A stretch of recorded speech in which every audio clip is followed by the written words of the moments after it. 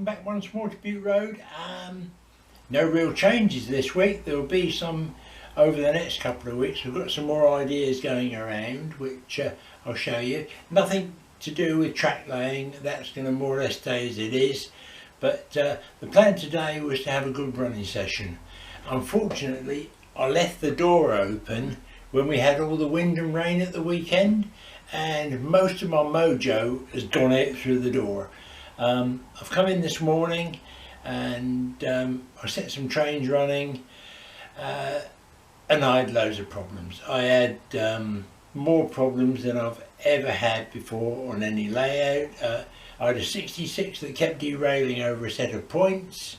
Couldn't see why. Everything else ran over the same points absolutely fine, no problem at all. So I put another 66 on. It ran through that set of points absolutely beautifully, got round the other side of the layout and fell off over there. A 60 kept derailing on a set of points in the fiddle yard. I've thrown wagons through there at 100 mile an hour, just pushing them through. I've put other locos through there, no problem at all. I put the 60 back on and it's gone through there beautiful. So yeah, a bit frustrated. I switched off, I went indoors. Great grandchildren arrived and said, "Grandad, can we play with your trains?"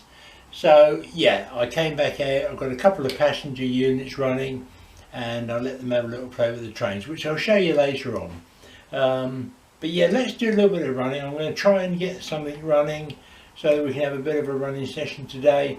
Again, I was going to go to Eastleigh, get some real stuff over there, but it's too damn cold and windy. I'm not going to venture out over there today, stand on the platform on my own like a silly old sod. So there we go. So we'll try and run some stock. I'll show you a couple of bits that I have done to be a bit of progress on the layout more than anything else. So let's get on and run some trains and we'll come back and show you some bits in a minute. Okay. So this is an electric unit now coming into the depot.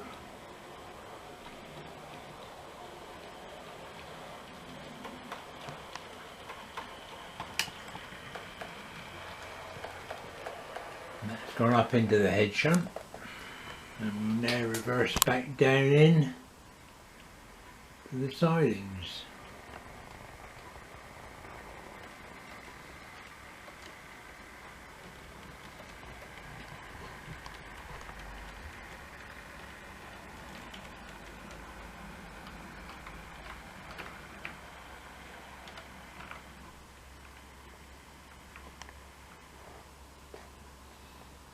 There we go. And the 450 units coming back in now, so that will go onto the stabling point.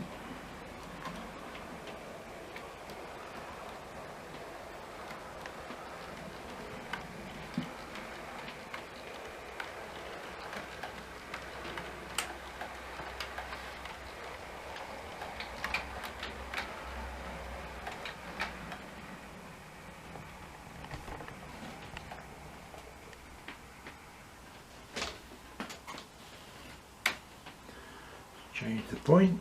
They're manual still at the moment.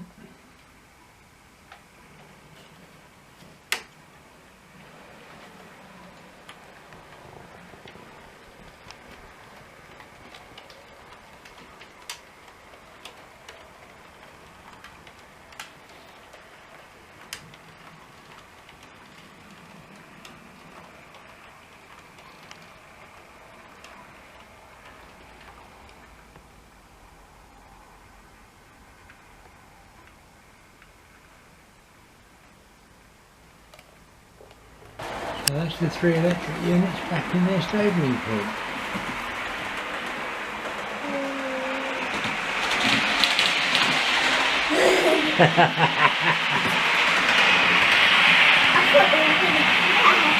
They better not crash.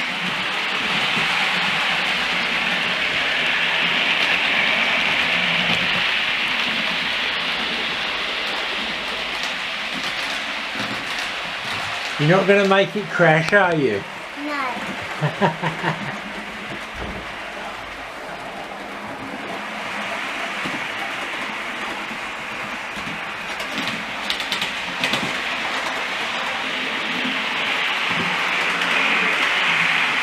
A look of concentration.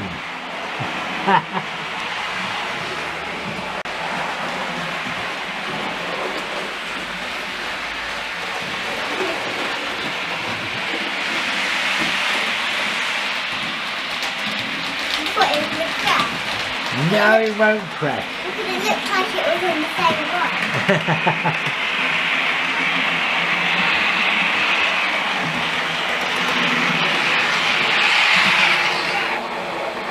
They go different ways, don't they? Yeah. Give us a smile then.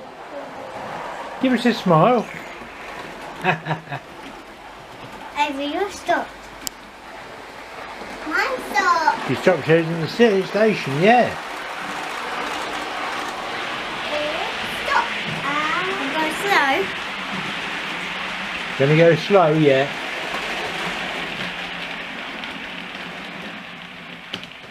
Mama stopped and it's going.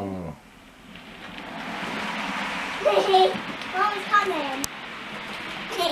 It's stuck. I made it stuck in it. I made it come. See, Mama's coming. Whilst we're here, I'll show you a couple of bits I've done. I put a fascia along this, as I said in the previous video, to stop stuff falling on the floor. It's quite a good depth. So that's nice and safe. It will be painted, obviously it's not going to stay white, and then I've still got the electrics to move from over the back, and then the walling to do when I get a bridge of some sort to go over there, and then the station building there, and then the edging comes all the way down, and then there's going to be an entrance here for the depot. So there'll be a set of gates across there, and that'll be the entrance into the depot. I've also done the same around the other side. I've just put an edging along here. Again, it will have a piece cut in about here somewhere, which will be the entrance for the yard, and that runs up along just as far as the controller there at the moment, and then I've got some more that will go in around the other side over there later on. So that's another job for later on. Changes. Yes, we're changing again. Okay, no, maybe not. I'm not sure yet, to be honest. I'm looking at this now here as a DMU depot, a South West Trains unit depot, as opposed to the diesel depot that we were talking about in the last video.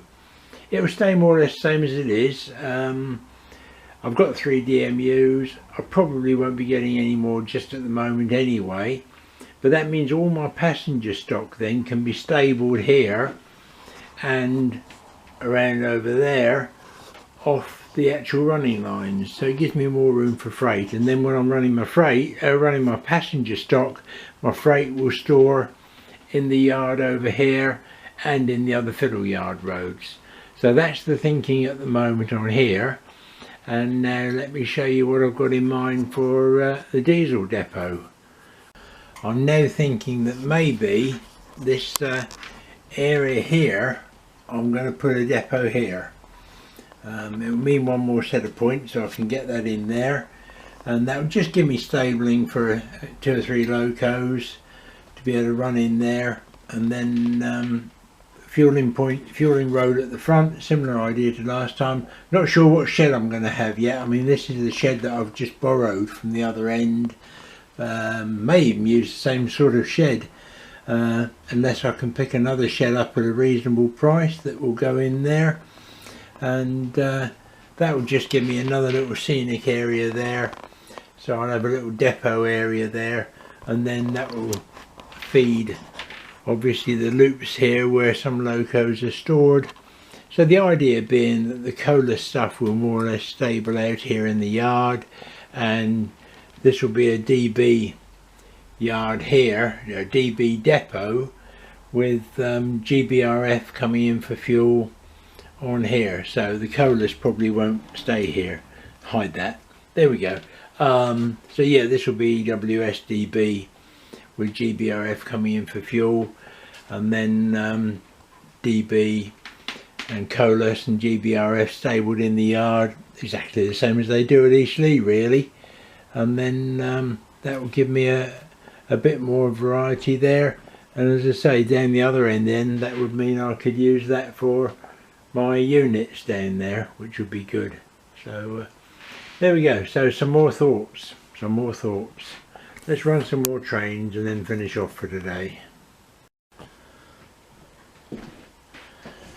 Whoa, stop, hold it folks. Right, okay, I managed to film the grandchildren with the trains running around. I did the little bit that you've seen just now, and then I started getting problems again.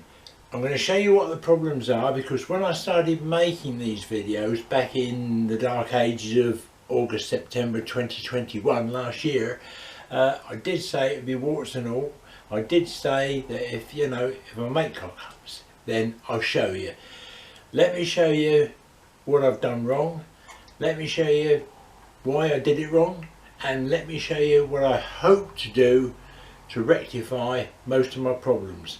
By the way, I said earlier that I had a 66 that kept derailing. This is where the problem was. I also said that I put another one on and it derailed over the other side.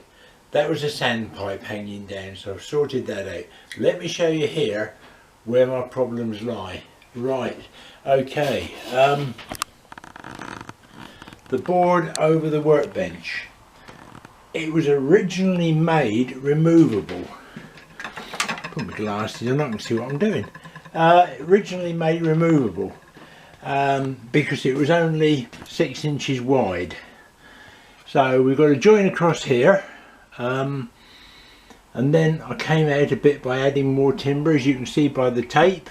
Put another piece on here, and then I've added another piece on here. Keep on adding bits of wood, but I've got a join across here underneath our two-way plugs, so I can unplug this board from that board there. At this end, same thing. I've got a board join across here under the back of the station area. That comes down. There's a join in behind here somewhere. Yeah, there's a join there, and there's a join across here. What I'm going to do, I'm going to forget about having that board as removable. So I'm going to lift this section of track through here, and I'm going to relay it, but with proper fish plates here. I've already managed to do that one there, so that one's already done. So I'm going to lift that point, redo that. Same at this end here, because what happens when I open and close the lifting flap by the door, I get this movement. It's only a fraction, but it's enough that sometimes if it's not quite 100% it derails, which it obviously will do. So that's what I'm going to do. Okay folks, that's going to be it for this video. Hang on. Let me just put the camera straight. Oh, finish on a bit of a better note. There we go. Right, yeah, that's it for this video. I've tried to sort out down there. I've got that sorted. Wonderful, that's fine. But I've got 66s jumping off everywhere. Don't know why. 37s, the 60s, they're all fine. But even on a straight piece of track along the scenic side there, where I've had no problems at all in the past, 66s are coming off.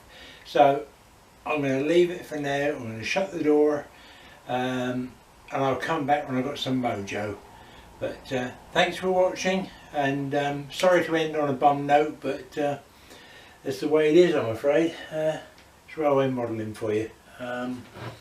So I say, I've looked at the locos, there's nothing wrong with the locos. I put them on another piece of track and they're absolutely fine. So I do know it's my track,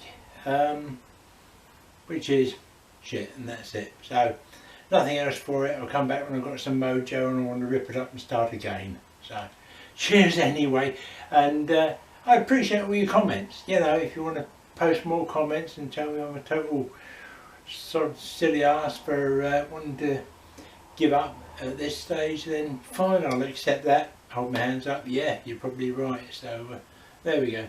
Thanks anyway. Catch you again soon. Cheers now. Bye.